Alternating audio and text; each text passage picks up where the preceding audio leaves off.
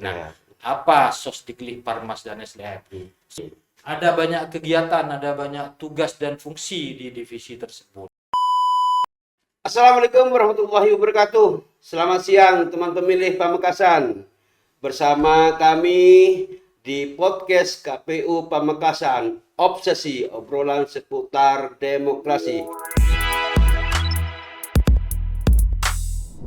Bersama host Ipong Panadip di sini, kami menghadirkan narasumber dari Komisi Pemilihan Umum Kabupaten Pamekasan, yaitu Bapak Komisioner KPU Kabupaten Pamekasan, Bapak Muhammad Amiruddin. Selamat siang, Bapak. Selamat siang, Mas Ipung. Terima kasih, Bapak. Biasanya kami di kantor KPU, kami bisa menyebutnya dengan Bapak, kami bisa menyebutkan dengan pimpinan, kami bisa menyebut dengan Pak Amir atau Bang Amir di luar. Teman pemilih, kami mengundang Bapak Amir di sini sebagai narasumber podcast KPU Pamekasan. Selamat siang Bapak Amir. Selamat siang, Mas Ipung. Senang kembali bisa ketemu dan berjumpa lagi di podcast KPU Pamekasan. Obsesi obrolan seputar demokrasi. Pada tema kali ini, podcast KPU Pamekasan akan memberikan tema tupoksi Sosdiklik, Parmas, dan SDM pada siang hari ini. Mungkin obrolan kita Pak Amir pada tema tupoksi Sosdiklik, Parmas, SDM ini letak tindak lanjutnya tupoksi Sosdiklik, Parmas itu apa Pak Amir? Baik, terima kasih atas waktunya, Mas Ipung. Hari ini Mas Ipung segar sekali kan? Ya, alhamdulillah. Mungkin sekilas aja. Jadi sebelum saya masuk pada Sosdiklik, Parmas, SDM, Ya. biar pemilih lebih jelas, lebih mengena informasi yang didapatkan, sekilas saya coba jelaskan struktur di KPU gitu ya. Betul. Nanti baru masuk ke Sosdiklik, Parmas, SDM. Jadi kita sebagai penyelenggara pemilu itu kan ada 3 komponen, Mas Ipung. Betul. Ada KPU, Ya. ada Bawaslu, ada DKPP. Gitu. Betul. Nah, kebetulan kita ini di KPU. KPU secara hierarkis ada KPU RI di tingkat nasional, ada KPU provinsi, ada juga KPU kabupaten. Nah, di tingkat KPU kabupaten ini kita ada yang namanya komisioner gitu kan, sebagai pimpinan di KPU kabupaten. Ada 5 orang komisioner. Kemudian di tingkatan sekretariat KPU dipimpin oleh yang namanya sekretaris, dan di bawahnya ada kesubag-kesubag. Nah, dari 5 komisioner itu, untuk memudahkan tugas dan kinerjanya dalam mengemban amanah Undang-Undang Dasar 45 untuk melaksanakan pemilu dan pemilihan, maka dibagi tugas-tugas atau fungsi dari masing-masing komisioner. Pertama ada Pak Ketua sekaligus mengampu divisi keuangan umum dan logistik. Kemudian ada yang namanya divisi Rendatin, perencanaan data dan informasi. Kemudian ada juga yang namanya divisi teknis penyelenggaraan, teknis penyelenggaraan yang menangani masalah kampanye, masalah pemungutan dan lain sebagainya. Teknisnya Pak Amir? Ya, teknis penyelenggaraan pemilunya. Kemudian ada juga divisi hukum dan pengawasan. Jadi kalau nanti ada permasalahan hukum, itu yang menangani divisi hukum. Dan yang terakhir ada yang namanya divisi Sosdiklik, Parmas, SDM. Nah, kebetulan itu pakai dan apa enggak, Amir? Pakai. Jadi Sosdiklik, Parmas, dan SDM. Nah, kebetulan untuk di Pamekasan, Mas Ipung, itu yang mengampu Sosdiklik, Parmas, dan SDM itu saya sendiri. Nah, apa Sosdiklik, Parmas, dan SDM?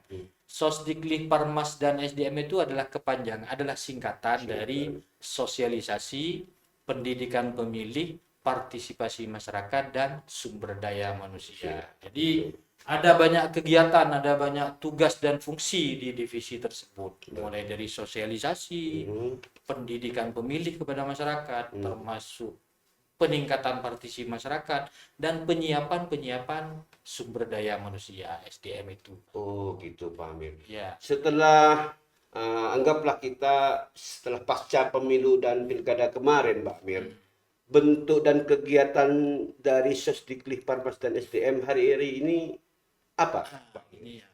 Jadi saya coba jelaskan satu-satu ya Mas Iya, Ibu. baik. Pertama, sosialisasi. Nah, Ah, sosialisasi itu apa? Sosialisasi itu kita bagaimana kita menyampaikan seluruh program perencanaan, program tahapan maupun jadwal tahapan-tahapan pemilu maupun pemilihan. Jadi selain kita melaksanakan tugas-tugas setelah kita rapatkan program apa saja, tahapannya apa saja, jadwal kegiatannya kapan, itu nanti kita sampaikan kepada masyarakat. tapi berjenjang Pak Amir. Nah, kita sampaikan kepada masyarakat melalui sosialisasi itu. Tapi berjenjang ke elemen-elemen tersebut. Betul, mulai di tingkat kabupaten sampai ke tingkat masyarakat paling Paling bawah.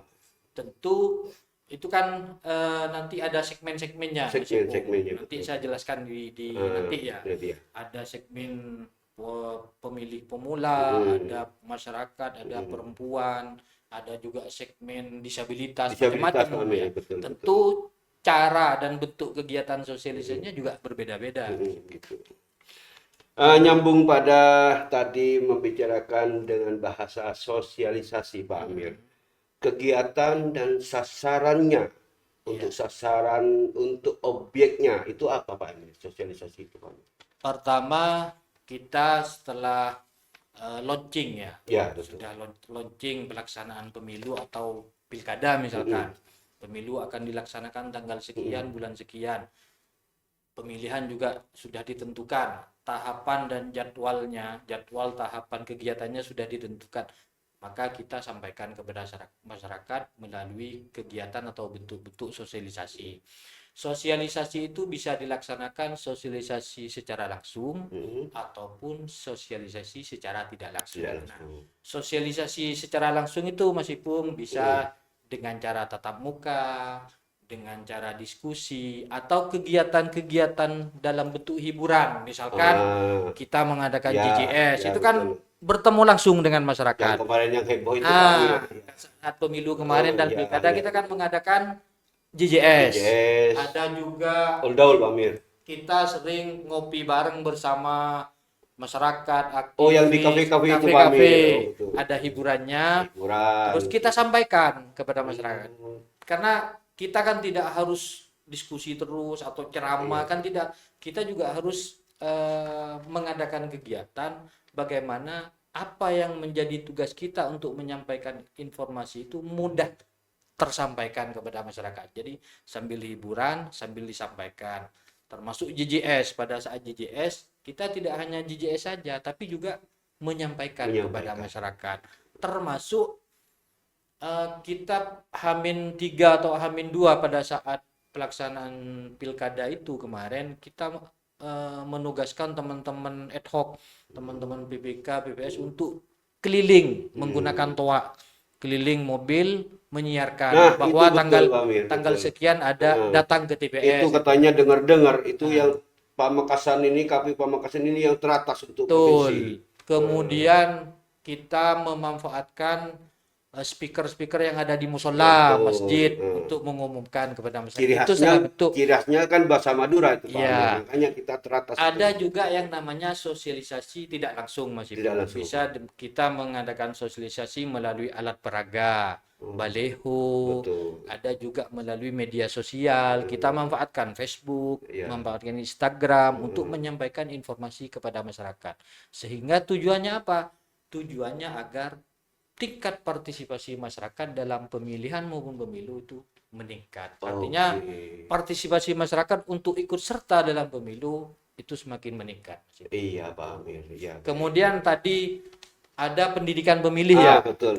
Kita juga sering mengadakan kerjasama dengan beberapa sekolah, dengan kampus, termasuk dengan organisasi kemasyarakatan, termasuk juga dengan masyarakat umum, kalangan perempuan, untuk memberikan edukasi atau pemahaman berkaitan dengan demokrasi, berkaitan dengan pemilu, terutama bagaimana menjadi pemilih yang cerdas. Itu merupakan segmentasi itu, Pak. Ya, merupakan pendidikan pemilih. Ya, tapi Pendidikan bukan pemilih segmentasi, bukan segmentasi. bisa nanti dikatakan misalkan segmentasi, tak? kepada segmentasinya terhadap pemilih pemula, misalkan. Itu, Pak. Terhadap pemilih pemula, kita memberikan pemahaman terhadap pemilih pemula anak SMA yang baru berusia 17 tahun, 17 tahun. yang sebelumnya belum pernah mencoblos. Betul. Kita berikan pemahaman bagaimana caranya menjadi pemilih yang cerdas agar tidak tertipu. Betul. Oh, pemimpin yang saya pilih ternyata yang paling bagus ini. Ini orangnya misalkan tidak korupsi. Ini orangnya track recordnya bagus. Sehingga nanti ketika pemimpin itu terpilih, mampu menjadi pemimpin yang amanah, yang mampu mensejahterakan masyarakat Pamekasan khususnya, seperti itu. Betul. Iya, terima kasih. Ini lagi Pak Amir.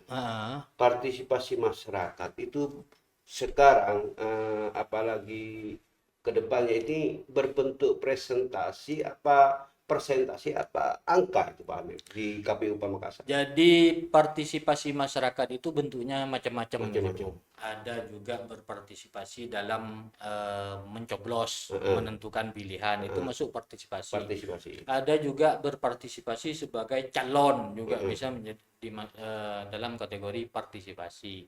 Kemudian juga masyarakat ikut serta mensukseskan atau menyampaikan kepada masyarakat yang lain atau tetangganya bahwa pemilihan di tanggal sekian, membantu pelaksanaan tahapan-tahapan yang dilaksanakan oleh KPU itu juga bagian partisipasi untuk mensukseskan pemilu. Oke, begitu Pak Amir. Upaya kedepannya Pak Amir, partisipasi masyarakat untuk pemilu dan pilkada mendatang, apa upaya KPU Pamekasan terutama di bagian divisi Pak Amir itu sendiri? Tentu KPU Kabupaten Pamekasan dalam pemilu dan pilkada ini kan masih lama ya. Ya, masih betul. Perkiraan 2029 atau 2030. Persiapan lah Pak Amir. Tentu meskipun tahapan masih jauh, kita tetap melaksanakan kegiatan-kegiatan untuk memberikan edukasi atau pendidikan pemilih kepada masyarakat, terutama para pemilih pemula. Kita hari ini pun kita kerjasama dengan beberapa lembaga, termasuk dengan kampus, ada anak magang, termasuk kita teman-teman komisioner itu sering mengisi kegiatan-kegiatan di kampus sambil lalu menjadi narasumber, sambil lalu juga menyampaikan pentingnya ikut berpartisipasi dalam pesta demokrasi. Termasuk mungkin nanti di 2026 kami juga akan kerjasama dengan sekolah-sekolah untuk memberikan edukasi atau pendidikan bagi teman-teman adik-adik siswa gitu ya, yang akan menjadi calon pemilih di pemilu maupun pilkada ke depan. Semoga partisipasi masyarakat Pamekasan khususnya lebih meningkat lagi untuk pemilu dan pilkada yang akan datang. Kemudian ini Mas Ipung tadi saya belum sempat menjelaskan berkaitan dengan SDM ya. SDM. Betul. SDM itu juga bagian dari tugas dan fungsi kami di Sosdik Limpamar SDM. Nah, SDM itu dalam artian kita di KPU Kabupaten Pamekasan memiliki tugas dan tanggung jawab yang besar kan dalam melaksanakan pemilu. Tentu masyarakat Pamekasan khususnya yang jumlah masyarakatnya sekitar 800.000 lebih. Pastinya ada peningkatan nanti. Ya, apabila hanya hanya penyelenggaranya hanya KPU saja, yang jumlahnya hanya 35 orang, itu kan tidak akan mampu. Maka KPU dibantu oleh yang namanya badan ad hoc. Ada PPK di tingkat kecamatan, ada PBS di tingkat desa, dan KPPS di tingkat TPS. Tentu KPU berkewajiban untuk membentuk itu. Nah, pada saat jadwal dan tahapannya sudah ditentukan, KPU melaksanakan pembentukan PPK, Ya. pembentukan PPS dan KPPS KPPS. sampai ke tingkat bawah. Oh gitu. Jadi ada pendaftarannya, ada seleksinya, siapa saja yang boleh menjadi PPK, siapa saja yang boleh menjadi PPS, dan siapa yang boleh menjadi KPPS gitu. Ya. Nah, badan ad hoc itu disebut dengan badan ad hoc. Kenapa disebut badan ad hoc? Karena masa kerjanya ditentukan. Ya, betul. Ada yang 18 bulan, ada yang 20 bulan, kan ditentukan selama masa tahapan. Tahapan selesai, masa kerjanya sudah habis. Nah, itu disebut, kenapa disebut menjadi badan ad hoc. Tapi bisa diperpanjang lagi ke pilkadanya, Pak Amir? Tergantung undang-undangnya, Undang-undangnya Mas Ibu, nanti. tergantung undang-undangnya. Nah, baru kemudian itu membantu tugas-tugas KPU sampai ke bawah, mulai dari pemutahiran data pemilih, termasuk membantu mensosialisasikan kepada masyarakat, membantu termasuk melaksanakan pencoblosan di bawah sampai di tingkat TPS. Teman-teman badan ad hoc membantu kita. Itu tugas termasuk tugas saya di Sosdiklik Parmas SDM dalam pembentukan badan ad hoc. Mas Ibu. Iya, betul. Untuk pengawasannya gimana Pak Amir? Kita melibatkan badan ad hoc juga pastinya lah. Tentu tugas dan kinerja kita kan selain di internal ada pengawasan, karena ada divisi hukum dan pengawasan betul. untuk memaksimalkan kinerja teman-teman di badan ad hoc dan termasuk KPU.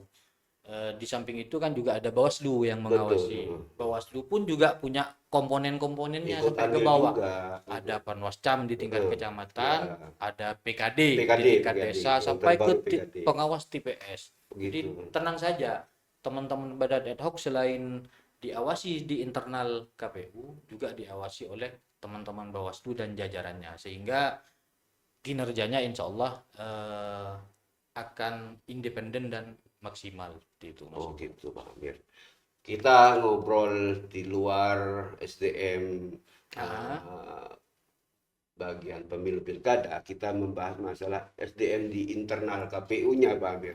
Dengar-dengar nih, setiap hari Jumat ada JJS.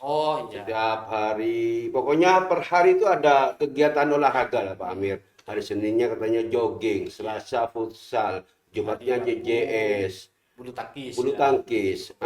Alhamdulillah juga ini Pak Amir, podcast Obsesi Pamekasan katanya launching kemarin hari Jumat,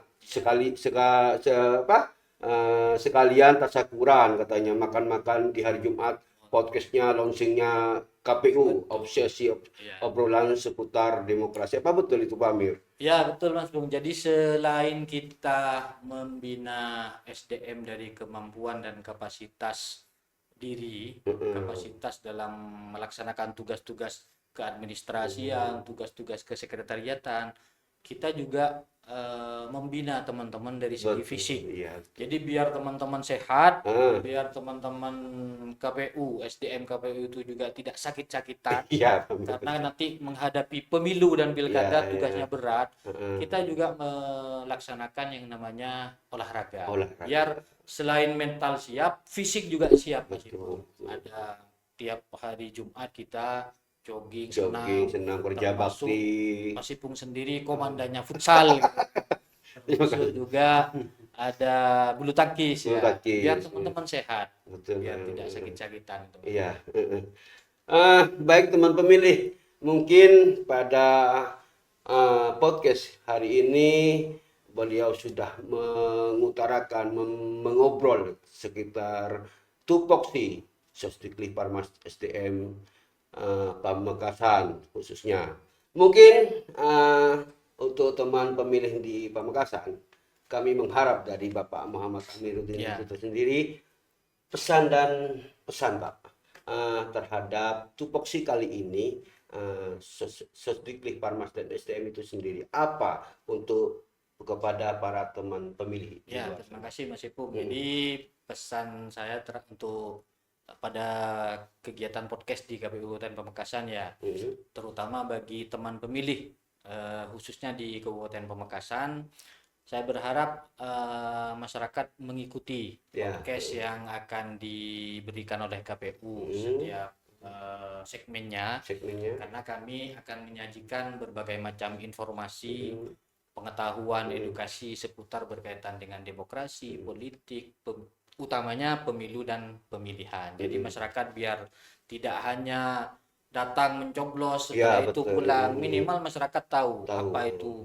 pemilu dan lain sebagainya. Karena KPU Kabupaten Pamekasan ke depan akan aktif menyajikan podcast-podcast dari berbagai hal, dan tidak hanya dari internal KPU, nanti suatu waktu nanti akan ada narasumber dari luar. Iya.